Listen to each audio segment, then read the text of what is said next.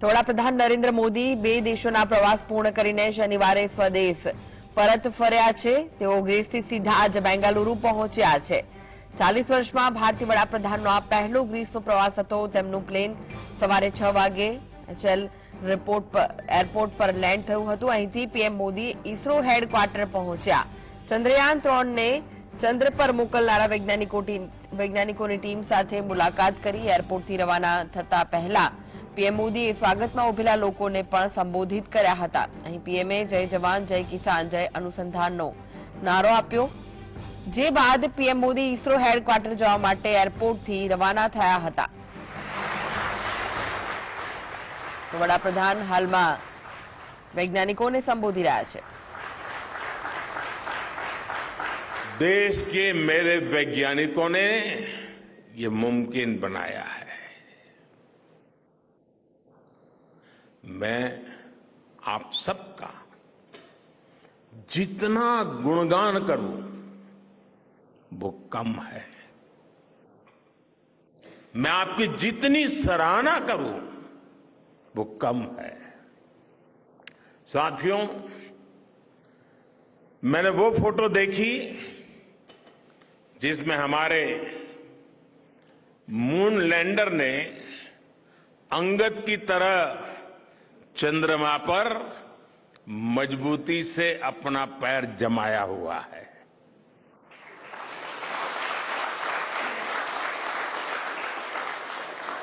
एक तरफ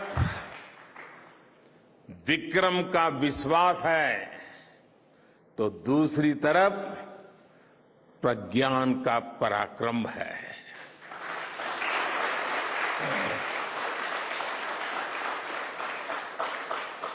हमारा प्रज्ञान लगातार चंद्रमा पर अपने पद चिन्ह छोड़ रहा है। अलग अलग कैमरों से ली गई जो तस्वीरें अभी रिलीज हुई और मुझे देखने का सौभाग्य मिला, वो अद्भुत है। मानव सभ्यता में पहली बार धरती के लाखों साल के इतिहास में पहली बार उस स्थान की तस्वीर मानव अपनी आंखों से देख रहा है। और ये तस्वीर दुनिया को दिखाने का काम भारत ने किया है।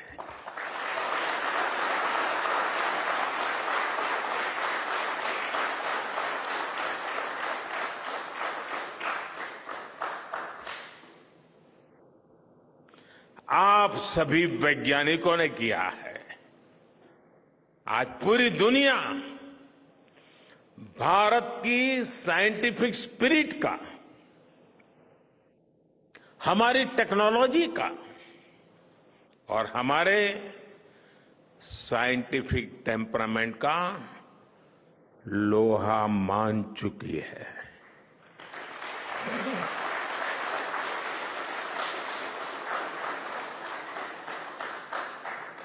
चंद्रयान महाअभियान सिर्फ भारत की नहीं बल्कि पूरी मानवता की सफलता है।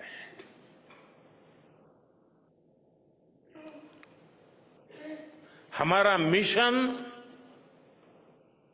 जिस क्षेत्र को एक्सप्लोर करेगा उससे सभी देशों के लिए मून मिशंस के नए रास्ते खुलेंगे। ये चांद के रहस्य को तो खोलेगा ही, साथ ही धरती की चुनौतियों के समाधान में भी मदद करेगा। आपकी इस सफलता के लिए मैं एक बार फिर सभी वैज्ञानिकों को, टेक्नीशियंस, इंजीनियर्स और चंद्रयान महाअभियान से जुड़े सभी सदस्यों को बधाई देता हूं।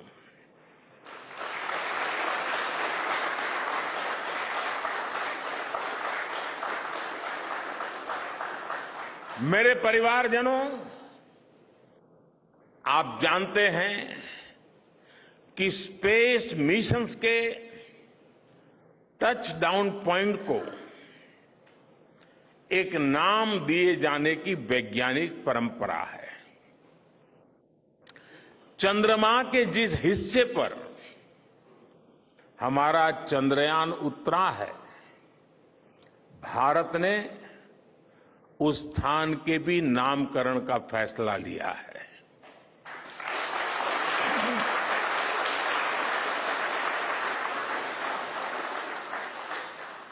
जिस स्थान पर चंद्रयान 3 का मून लैंडर उतरा है, अब उस पॉइंट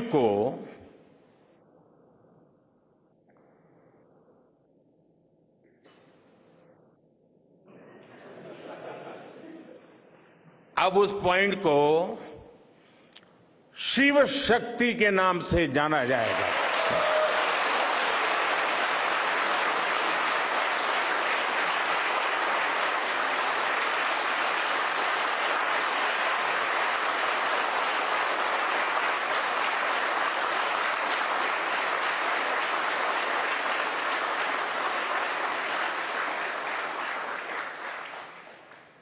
शिव में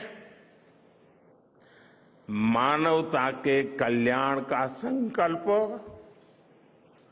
समाहित है और शक्ति से हमें उन संकल्पों को पूरा करने का सामर्थ्य मिलता है। चंद्रमा का शिव शक्ति पॉइंट हिमालय से कन्याकुमारी से जुड़े होने का बोध कराता है।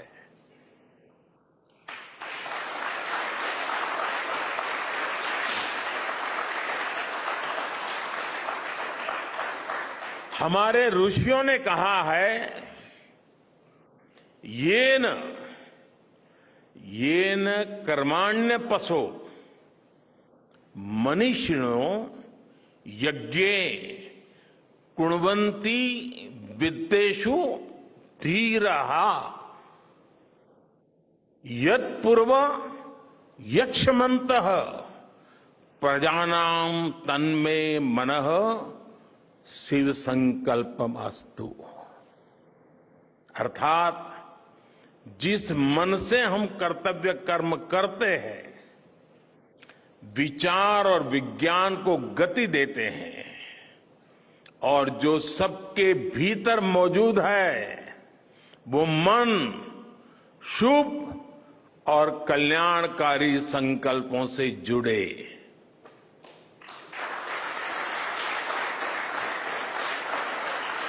मन के इन शुभ संकल्पों को पूरा करने के लिए शक्ति का आशीर्वाद अनिवार्य है और ये शक्ति हमारी नारी शक्ति है।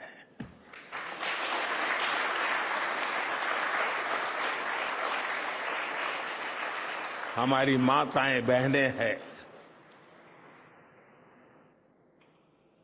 हमारे यहां कहा गया है, सृष्टि स्थिति विनाशानां शक्ति भूते सनातनी। अर्थात निर्माण से प्रलय तक पूरी सृष्टि का आधार नारी शक्ति ही है।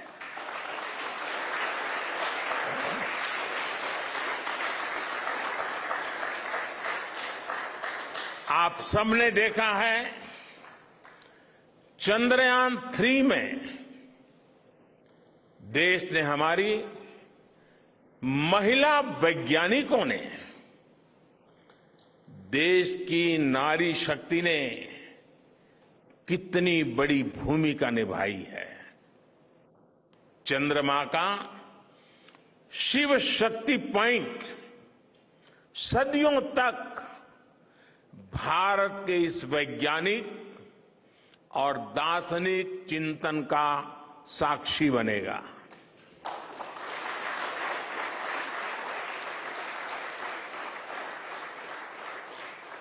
ये शिव शक्ति पॉइंट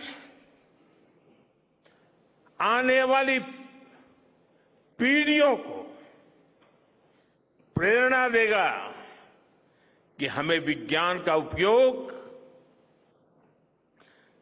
मानवता के कल्याण के लिए ही करना है। मानवता का कल्याण, यही हमारा सुप्रीम कमिटमेंट है।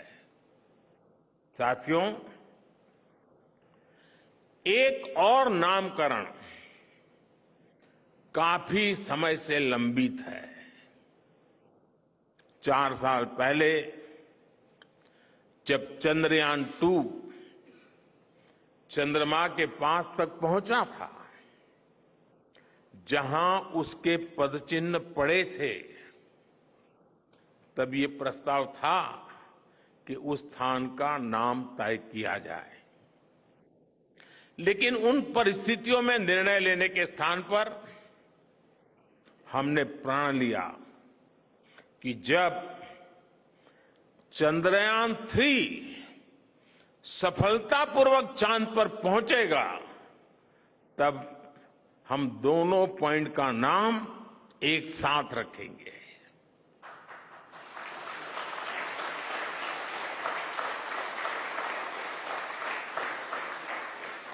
और आज मुझे लगता है कि जब हर घर तिरंगा है, जब हर मन तिरंगा है और चांद पर भी तिरंगा है, तो तिरंगा के सिवाय चंद्रयान-2 से जुड़े उस स्थान को और क्या नाम दिया जा सकता है।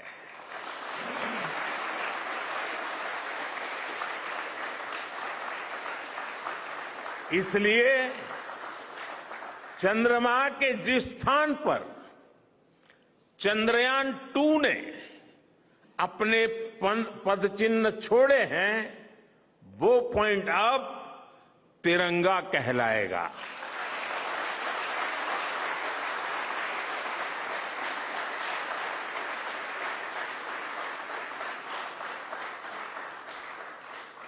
ये तिरंगा पॉइंट भारत के हर प्रयास की प्रेरणा बनेगा। ये तिरंगा पॉइंट हमें सीख देगा कि कोई भी विफलता आखिरी नहीं होती। अगर दृढ़ इच्छा शक्ति हो तो सफलता मिलकर के ही रहती है।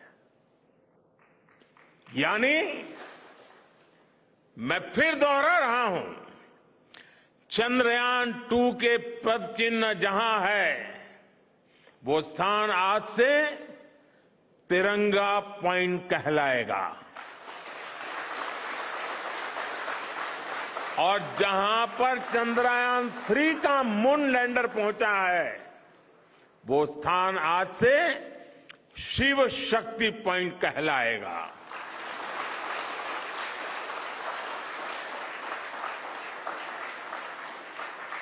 साथियों,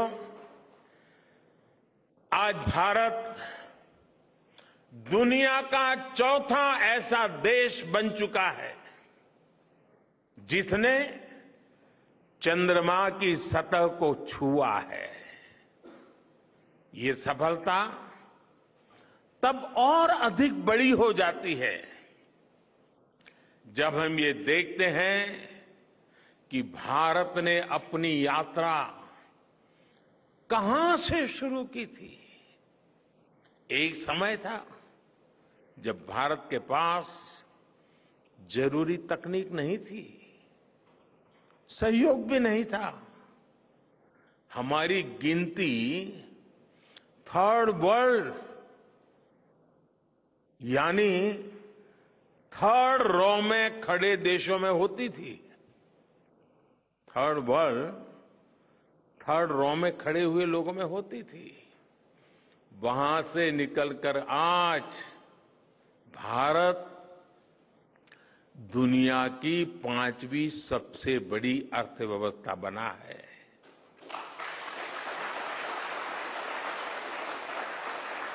आज ट्रेड से लेकर टेक्नोलॉजी तक भारत की गिनती पहली पंक्ति यानी फर्स्ट रॉ में खड़े देशों में हो रही है।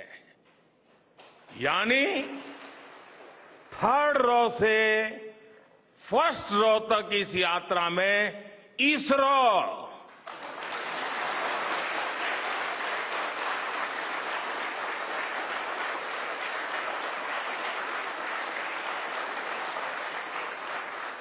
इसरो जैसी संस्थानों की बहुत बड़ी भूमिका रही है। आपने आज मेक इन इंडिया को चांद तक पहुंचा दिया है।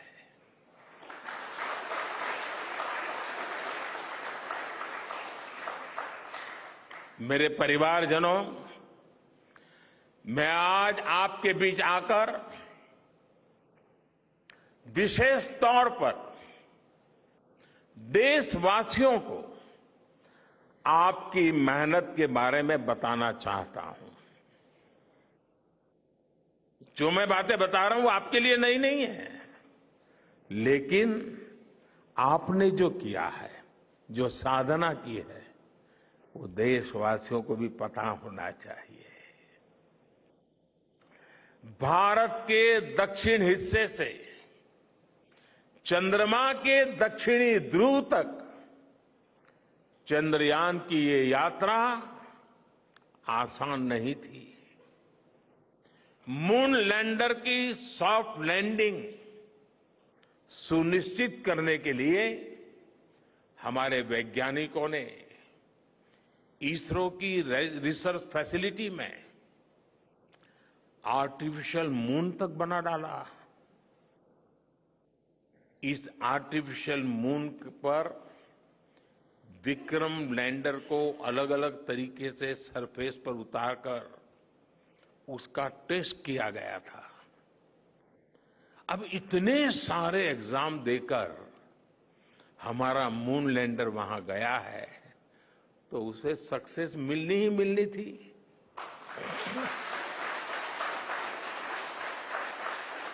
साथियों, आज जब मैं देखता हूं कि भारत की युवा पीढ़ी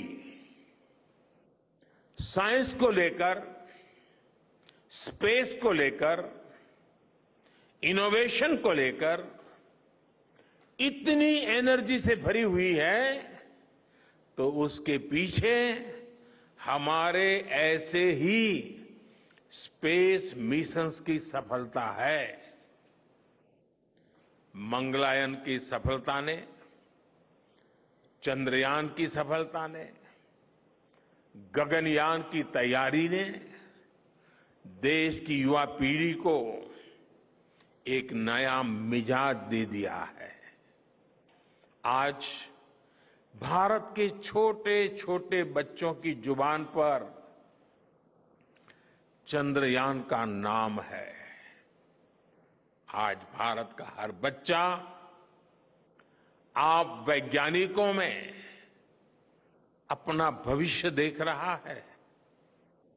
इसलिए आपकी उपलब्धि सिर्फ ये नहीं है कि आपने चांद पर तिरंगा लहराया, लेकिन आपने एक और बड़ी उपलब्धि हासिल की है, और वो उपलब्धि है भारत की पूरी पीढ़ी को जागृत करने की, उसे नई ऊर्जा देने की।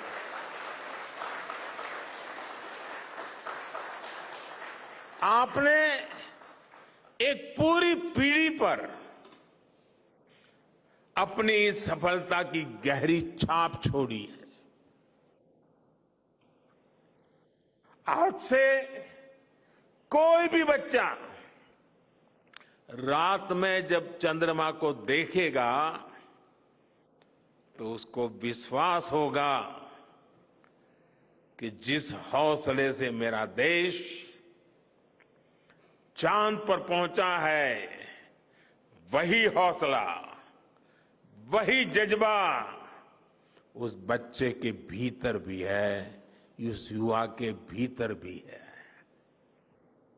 आज आपने भारत के बच्चों में आकांक्षाओं के जो बीज बोए हैं, कल वो वट वृक्ष बनेंगे और विकसित भारत की नींव बनेंगे।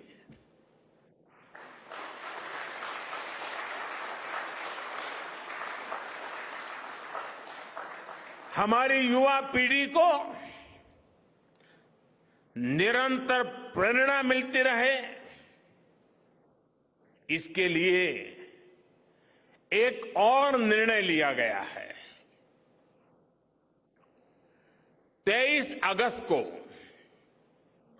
जब भारत ने चंद्रमा पर तिरंगा फहराया, उस दिन को अब हिंदुस्तान नेशनल स्पेस डे के रूप में मनाया जाएगा।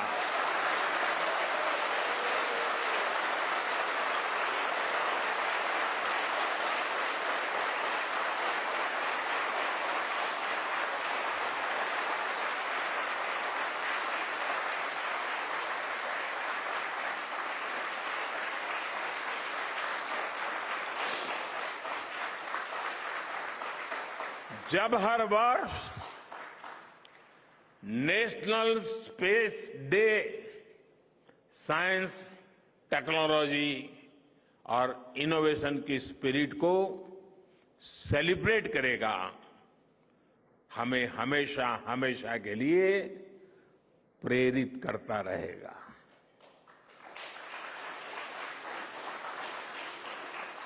मेरे परिवारजनों, आप भी जानते हैं कि स्पेस सेक्टर का जो सामर्थ्य है, वो सैटेलाइट लॉन्च करने या अंतरिक्ष की खोज से कहीं ज्यादा बड़ा है। स्पेस सेक्टर की एक बहुत बड़ी ताकत है जो मैं देखता हूं, वो है ईज ऑफ लिविंग और ईज ऑफ गवर्नेंस। आज देश में स्पेस एप्लीकेशंस को गवर्नेंस के हर पहलू से जोड़ने की दिशा में बहुत बड़ा काम हुआ है। आप लोगों ने जब मुझे प्रधानमंत्री के रूप में काम का दायित्व दिया, तो प्रधानमंत्री बनने के बाद मैंने भारत सरकार के जॉइंट सेक्रेटरी लेवल के ऑफिसर्स की स्पेस साइंटिस्ट के साथ एक वर्कशॉप करवाई थी, और इसका मकसद ये था कि गवर्नेंस में, शासन व्यवस्था में ट्रांसपेरेंसी लाने में स्पेस सेक्टर की ताकत का ज्यादा से ज्यादा इस्तेमाल कैसे करें। तब किरण जी शायद हम लोगों के साथ काम करते थे। इसी का नतीजा था जब देश ने स्वच्छ भारत अभियान शुरू किया, शौचालयों का निर्माण शुरू किया, करोड़ों घरों को बनाने का अभियान चलाया। तो इन सब के मॉनिटरिंग के लिए, उसकी प्रगति के लिए स्पेस साइंस ने बहुत मदद की। आज देश में दूर दराज के इलाके में एजुकेशन, कम्युनिकेशन और हेल्थ सर्विसेज पहुंचाने में स्पेस सेक्टर की बहुत बड़ी भूमिका है। इन दिनों आजादी के अमृत महोत्सव के निमित्त जो जिले जिले में अमृत सरोवर बन रहे हैं, उसका भी टैगिंग, उसकी भी मॉनिटरिंग स्पेस के द्वारा ही हो रही है। वो शामिल हो, जुड़े। मुझे विश्वास है ये नेशनल हैकेथॉन हमारी गवर्नेंस को और प्रभावी बनाएगा, देशवासियों को मॉडर्न सॉल्यूशंस देगा, और साथियों, आपके अलावा मैं अपनी युवा पीढ़ी को एक और टास्क अलग से देना चाहता हूं। और होमवर्क के दिए बिना बच्चों को काम करने का मजा नहीं आता है। आप सब जानते हैं कि भारत वो देश है जिसने हजारों वर्ष पूर्व ही धरती के बाहर अनंत अंतरिक्ष में देखना शुरू कर दिया था। हमारे यहां सदियों पहले अनुसंधान परंपरा के आर्यभट्ट, ब्रह्मगुप्त, वराहमिहिर और भास्कराचार्य जैसे ऋषि मनीषी हुए थे।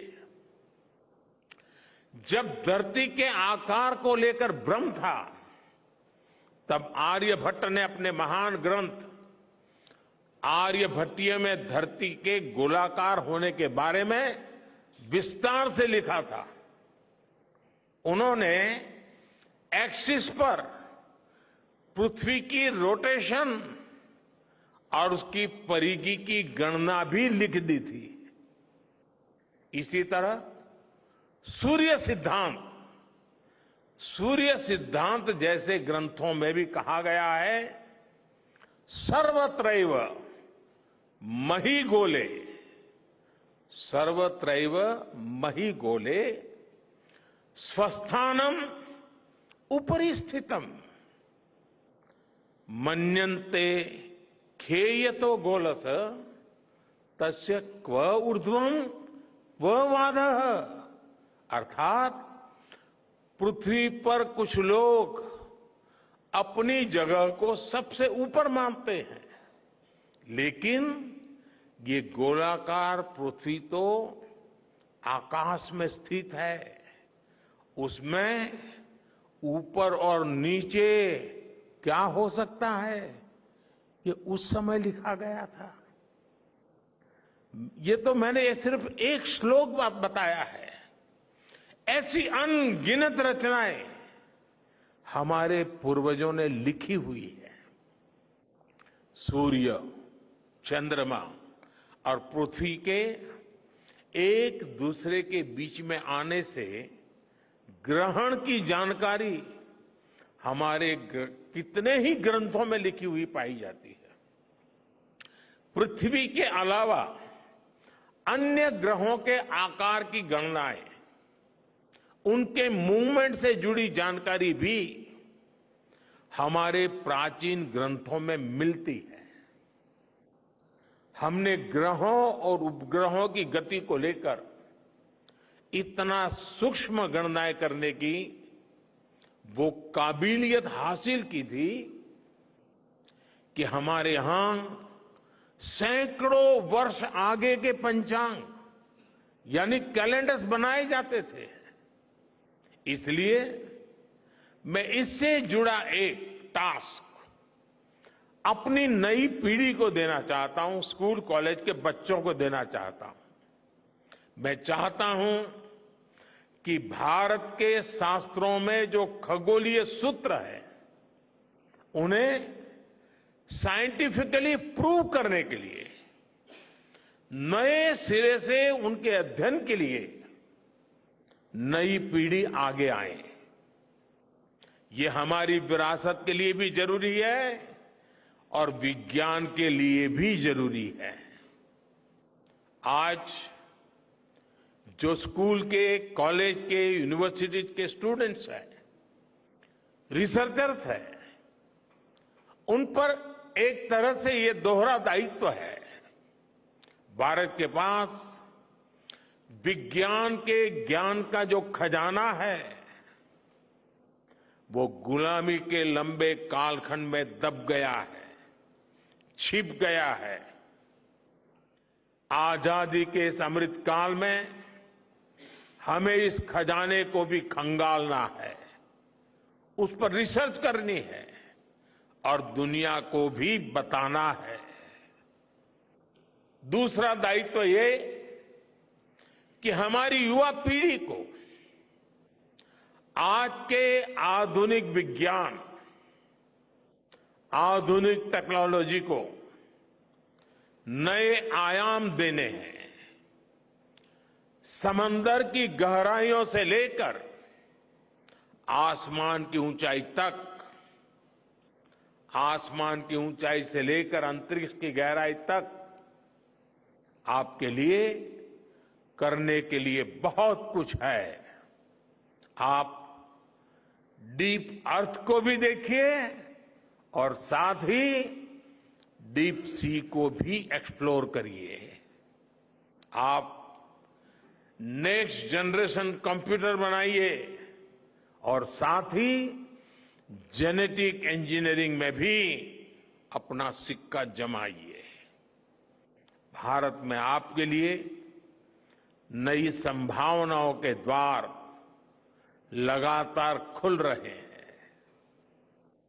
21वीं सदी के इस कालखंड में जो देश साइंस और टेक्नोलॉजी में बढ़त बना ले जाएगा, वो देश सबसे आगे बढ़ जाएगा। साथियों, आज बड़े बड़े एक्सपर्ट्स कह रहे हैं कि अगले कुछ वर्षों में भारत की स्पेस इंडस्ट्री $8 बिलियन से बढ़कर $16 बिलियन की हो जाएगी।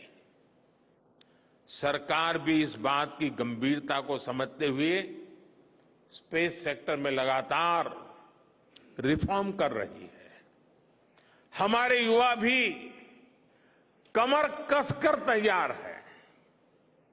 आपको जानकर सुखद आश्चर्य होगा कि पिछले 4 साल में स्पेस सेक्टर में काम करने वाले स्टार्टअप्स की संख्या 4 से बढ़कर करीब करीब 150 हो गई है। हम कल्पना कर सकते हैं कि अनंत आकाश में कितनी अनंत संभावनाएं भारत का इंतजार कर रही हैं। वैसे कुछ दिन बाद 1 सितंबर से माईगॉव हमारे चंद्रयान मिशन को लेकर बहुत बड़ा क्विज कंपटीशन लॉन्च करने वाला है। हमारे देश के स्टूडेंट्स इससे भी शुरुआत कर सकते हैं। मैं देश भर के स्टूडेंट से आग्रह करूंगा कि आप सभी बड़ी संख्या में इससे जुड़े। मेरे परिवारजनों, देश की भावी पीढ़ी को आपका मार्गदर्शन बहुत आवश्यक है। आप जो इतने सारे इंपॉर्टेंट मिशंस पर काम कर रहे हैं, वो आने वाली पीढ़ी ही आगे ले जाने वाली है। आप उन सभी के रोल मॉडल हैं। आपकी रिसर्च और आपकी वर्षों की तपस्या, मेहनत ने साबित किया है कि आप जो ठान लेते हैं वो आप करके दिखाते हैं। देश के लोगों का विश्वास आप पर है और विश्वास कमाना छोटी बात नहीं होती है दोस्तों। आपने अपनी तपस्या से विश्वास कमाया है।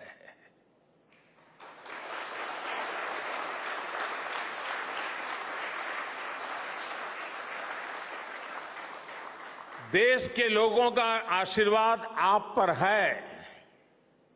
इसी आशीर्वाद की ताकत से, देश के प्रति इसी समर्पण भाव से भारत साइंस एंड टेक्नोलॉजी में ग्लोबल लीडर बनेगा। और मैं आपके बीच बड़े विश्वास के साथ बताता हूं, इनोवेशन की हमारी यही स्पिरिट ही 2047 में विकसित भारत के सपने को साकार करेगी। इसी विश्वास के साथ मैं फिर एक बार आप सबके दर्शन करके पावन हुआ हूं। देशवासी गौरव से भरे हुए हैं। सपने बहुत तेजी से संकल्प बन रहे हैं और आपका परिश्रम उन संकल्प को सिद्धि के तक ले जाने के लिए बहुत बड़ी प्रेरणा बन रहा है। आपको जितनी बधाई दूं कम है, जितना अभिनंदन करूं कम है। मेरी तरफ से करोड़ों करोड़ों देशवासियों की तरफ से दुनिया भर की साइंटिफिक कम्युनिटी की तरफ से अनेक अनेक धन्यवाद, बहुत बहुत शुभकामनाएं।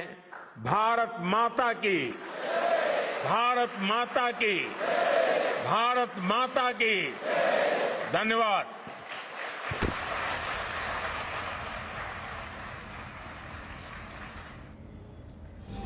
તો આજે અલગ પ્રકારની ખુશી વ્યક્ત કરવામાં આવી, જે પ્રમાણે પીએમ મોદીએ કહ્યું India is on the moon. આ સાથે જ પીએમએ કહ્યું કે દેશના દરેક નાગરિકને ગર્વ છે। તમામ વૈજ્ઞાનિકોને મારા નમન।